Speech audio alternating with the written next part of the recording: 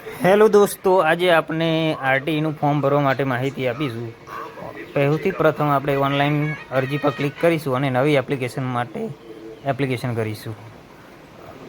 નવી application click કરીશું એટલે તમને બાળકની માહિતી ભરવાની રહેશે, જેમાં બાળકનું નામ XYZ જે પણ હોય તમારે લખી દેવાનું રહેશે. ત્યારબાદ પિતા અથવા વાલીનું નામ અને અટક લખવાની રહેશે. ત્યારબાદ તમારે બાળકનો આધાર કાર્ડ નંબર ટાઈપ કરવાનો રહેશે અને જન્મ તારીખ નાખવાની રહેશે. તો મિત્રો, જન્મ તારીખમાં જોઈએ તો 2/6/2019થી 1/6/2020 સુધીના જે પણ બાળકોનો જન્મ થયો હોય તેવા જ બાળકોનું આરટીઈમાં ફોર્મ ઓનલાઈન કરી શકાશે, તે ધ્યાન રાખવું.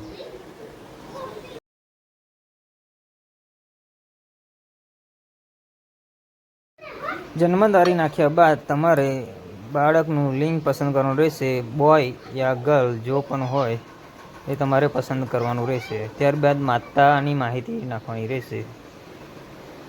માતાનું પ્રથમ નામ, મિડલ નેમ અને અટક લખવાની રહેશે. ત્યારબાદ માતાનો આધાર કાર્ડ નંબર અને તેમની શૈક્ષણિક લાયકાત દર્શાવવાની રહેશે.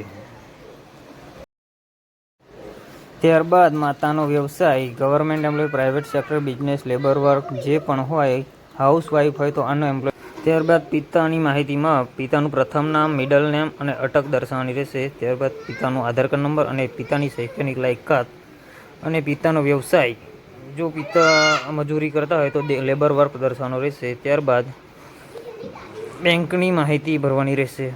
જો બેંકની માહિતી બાળકની હોય તો ચાઇલ્ડ રાખવાનું અને માતા પિતાની હોય તો પેરેન્ટ્સ અને ગાર્ડિયન્સ રાખવાનું.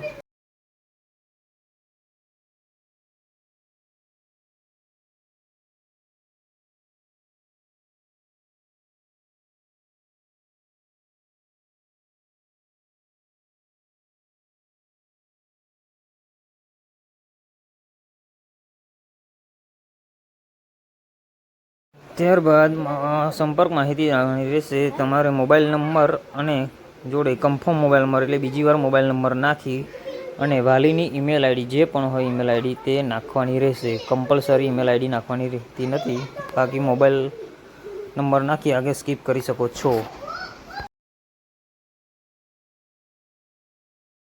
ત્યારબાદ તમે નેક્સ્ટ સ્ટેપ પર એડમિશન ડિટેલ્સમાં પ્રવેશવાનું ઓટો ફિલઅપ આવશે. એમાં કોઈ પણ માહિતી ફિલ નહીં કરવાની. તમારે માધ્યમિક વિકલ્પ પસંદ કરવાનો રહેશે. તેમાં તમે તમારા બાળકને ઇંગ્લિશ મીડિયમ યા ગુજરાતી મીડિયમમાં જે પણ એડમિશન લેવા માગતા હોય તે સિલેક્ટ કરવાનું રહેશે. ત્યારબાદ કેટેગરી ઓફ એપ્લિકેશન, તો તમારે જે પણ લાગુ પડતી હોય BPL, single child girl, ST, OBC, general category એ પ્રમાણે સિલેક્ટ કરી આગળ વધવાનું રહેશે. ત્યારબાદ તમારે ડિસ્ટ્રિક્ટ ઇન્ફોર્મેશનમાં ગ્રામીણ, શહેરી જે પણ લાગુ પડતું હોય તે સિલેક્ટ કરી જિલ્લો પસંદ કરી આગળ એડ્રેસ ઇન્ફોર્મેશન ભરવાની રહેશે. ઓપ્શન 1માં તમારે ઘર નંબર, શેરીનું નામ, વિસ્તાર, સીમાચિહ્ન અને પિનકોડ દર્શાવવાનો રહેશે. ત્યારબાદ તાલુકો, ગામ અને વોર્ડ નંબર કમ્પલસરી નહીં, પરંતુ તમારે તાલુકો અને ગામ દર્શાવવાનું રહેશે.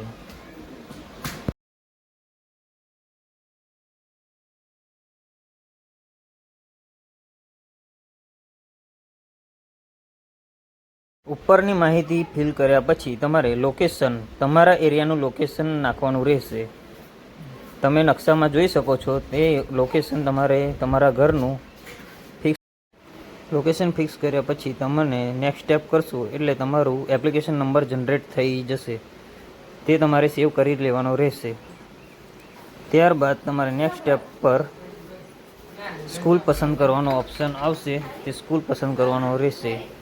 શાળાની પસંદગીમાં તમારે તમારા એરિયાના 5થી 6 કિલોમીટરના એરિયામાં જેટલી પણ પ્રાઇવેટ સ્કૂલો હોય છે તે તમને આ શો થઈ જશે. તેમાં તમારે શાળાની પસંદગી ક્રમવાઇઝ કરવાની રહેશે.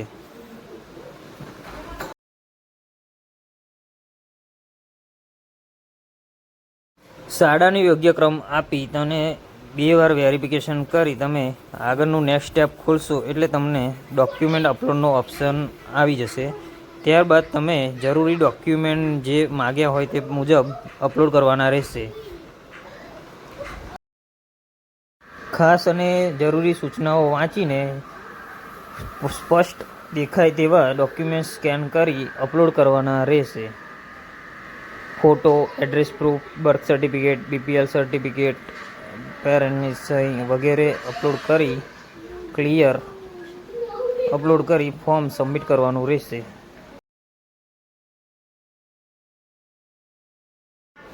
બધા જ ડોક્યુમેન્ટ અપલોડ કરી પ્રિવ્યૂ બધું જ ડિટેલ્સ ચેક કરીને પછી ફાઇનલ સબમિટ કરવાનું કન્ફર્મ કરવાનું રહેશે.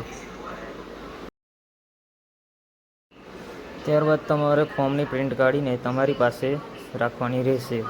ફોર્મ ક્યાંય પણ સ્કૂલમાં જમા કરાવવાનું રહેશે નહીં. અને અરજી તમારી મંજૂર થઈ છે કે રિજેક્ટ થઈ છે તેનો તમને SMS દ્વારા જાણ કરવામાં આવશે. તો SMS ચેક કરતા રહેવું. Okay, thank you.